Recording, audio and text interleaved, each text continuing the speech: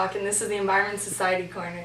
Today we're going to be talking with scientist Rodrigo Venegas. What is it we're discussing? So, right now we're currently living through the Anthropocene.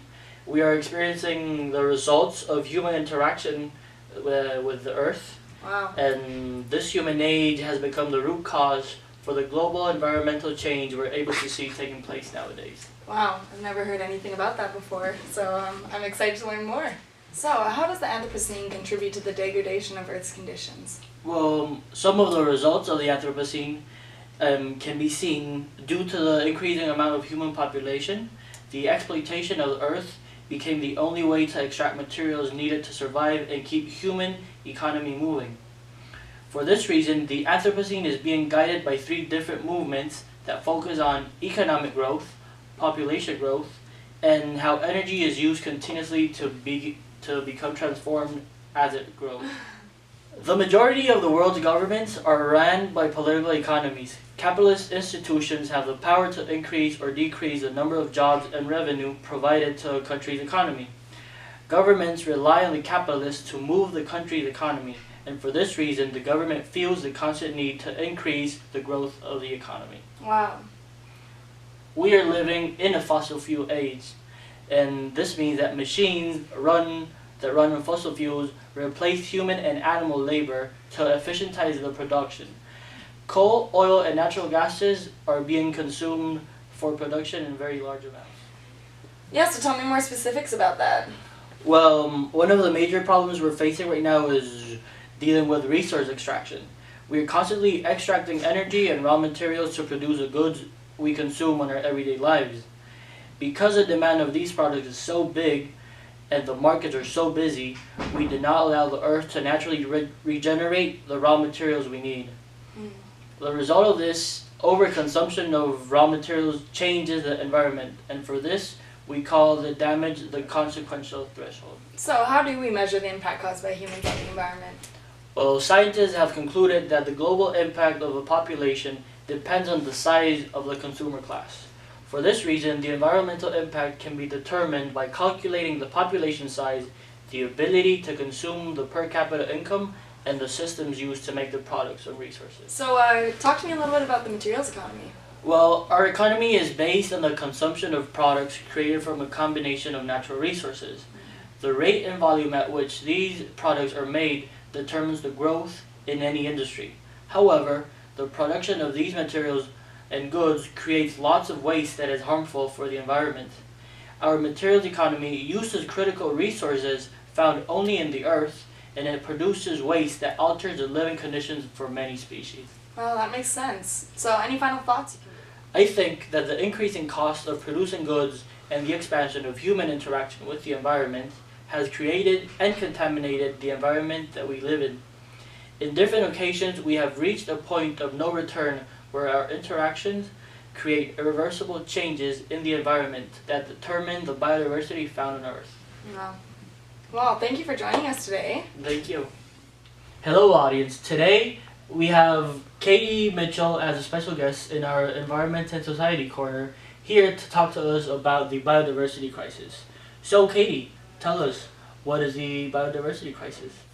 So the crisis is that currently we are in the sixth mass extinction, and normally a mass extinction is caused by environmental stresses, which eventually end and allow the species time to recover. But this current extinction is being caused by human-made factors, and human-made factors and effects on the environment never end, so it never gets a chance to recover. Interesting. So tell us, what is the magnitude of this crisis? So, between 1970 and 2012, there's been an over 50% decrease in the vertebrate population abundance.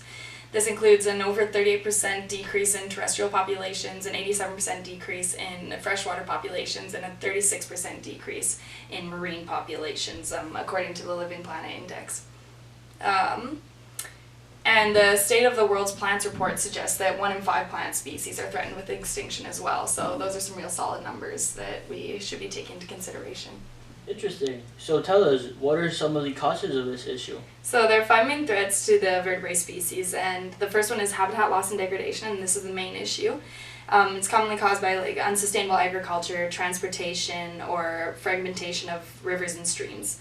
And then the second threat is species overexploitation. This is caused directly or indirectly by like the fishing, hunting, or trapping of species. And then the indirect causes of extinction or death of species is through like accidental bycatching in fisheries, where like a different species of fish or animal that they were meaning to catch gets caught in the net and killed as well by accident.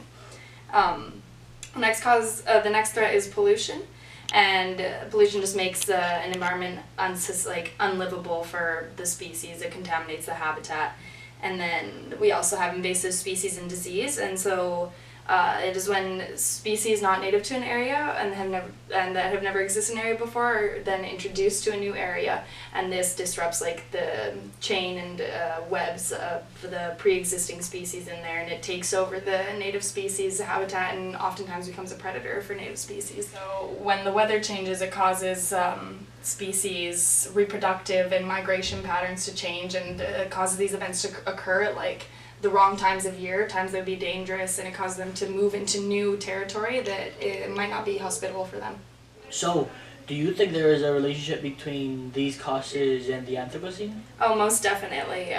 So we consume animal species, mostly for necessity, but then we also destroy their habitat for things like agriculture or construction or fossil fuel extraction. And these activities also impact the environment indirectly through like climate change or water and air pollution. All of this, whether directly or indirectly, is what is driving the sixth mass extinction. And part of the reason we're consuming these resources is for survival, but another part is also to support the economy. When people buy and consume goods, it creates more jobs, creates more wealth, and helps the economy grow. As they talked about earlier on in the show, the number of people on Earth is steadily climbing, and we are constantly using more and more resources to support the growing population. So you're aware of the iceberg model, right? Mm-hmm. How does this issue relate to the iceberg model way of thinking? So, the issues that we are looking at are on the surface. When we think about cutting down one tree or hunting one fish, and we fail to see all the other people cutting down all the other trees or hunting and fishing in other areas. And we also fail to see how this one action can set off a bunch of chain reactions, because normally these consequences don't affect us until later on or have an indirect effect on us. This is like the tip of the iceberg, where each person only sees the one event that is taking place in front of them. What we need to do is figure out the deeper ways that all of these individual events are connected to one another. This is like exploring the bottom parts of the iceberg, below the water. Like I stated previously, if you take a step back, you can see that it is a few key actions that are causing all these different and complicated consequences. For example, the problems that are causing the biodiversity crisis are the same problems that are causing the Anthropocene. If we were able to change our mentality around resource consumption and economic population and growth to be more sustainable and equally divided, then all of these little problems that we see at the tip of the iceberg would be solved as well. Thanks for joining us, audience. Hope you all have a good night.